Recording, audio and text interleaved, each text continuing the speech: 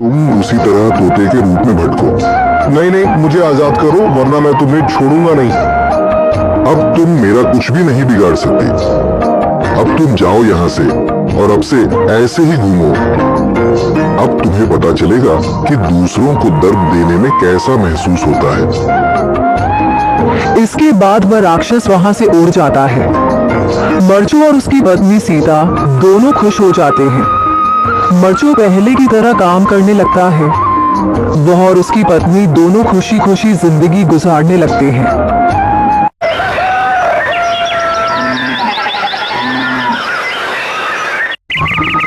मर्चू जंगल से लकड़ियां काटकर बाजार में बेचने गया, लेकिन उसे लकड़ियों के अच्छे दाम नहीं मिले।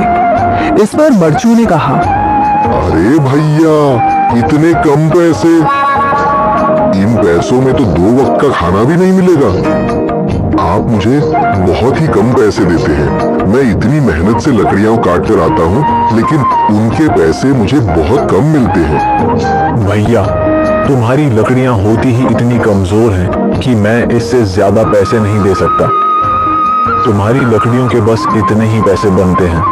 अरे भैया, कुछ ज्यादा कर दो ना। वो क्या है ना कि इन पैसों का तो कुछ भी नहीं आता। मैं अपनी जिंदगी कैसे गुजारूंगा? भैया, तुम जाकर अच्छी लकड़ियां लाओ, तभी इन लकड़ियों का अच्छा दाम मिल पाएगा, वरना इन लकड़ियों का तो यही दाम है। ये सुनकर मर्चू बहुत ज्यादा परेशान हो गया और पैसे लेकर किराने की दुकान से सामान खरीदकर घर आ गया। घर पहुंचते ही मर्चू की पत्नी सीता ने कहा, जी सामान ले आए आप?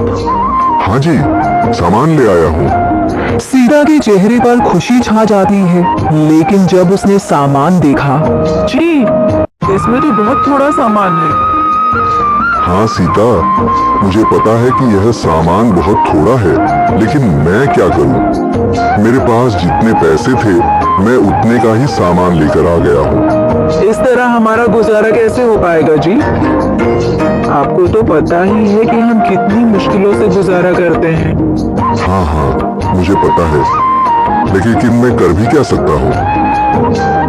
मेरे पास इतने पैसे ही नहीं कि हम एक अच्छी जिंदगी गुजार सकें। इतनी मेहनत कर रहा हूँ, लेकिन फिर भी मेहनत का फल नहीं मिल रहा। इतनी मेहनत से अच्छी लकड़ी काट कर आता हूँ, लेकिन मुनासिब दाम नहीं मिलता। मैं तो बहुत परेशान हूँ। क्या करूँ?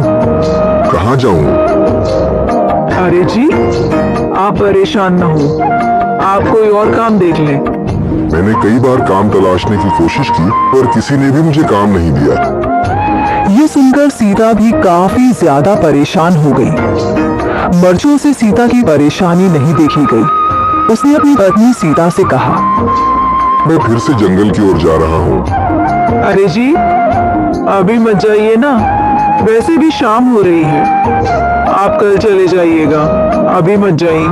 ठीक है, अगर तुम रोक रही हो तो मैं नहीं जाता। मैं कल चला जाऊंगा। इसके बाद मर्चू गांव में घूमने के लिए चला गया। तभी उसे एक आदमी मिला और उसने कहा, कहाँ जा रहे हो भैया? और सुनाओ, क्या हाल चाल है? जिंदगी कैसे गुजर रही है? अरे भैया, तुम्हें तो पता है कि लकड़ियां काटकर कैसे गुजारा होता है। हाँ भैया, तुम सही कह रहे हो। और आसपास के जंगलों में अच्छी लकड़ियां भी नहीं है। इसके लिए तो जंगल के अंदर जाना पड़ेगा। पर जंगल के अंदर तो काफी सारे जंगली जानवर होंगे। मुझे बहुत डर लगता है भैया, मैं जंगल में कैसे जाऊंगा?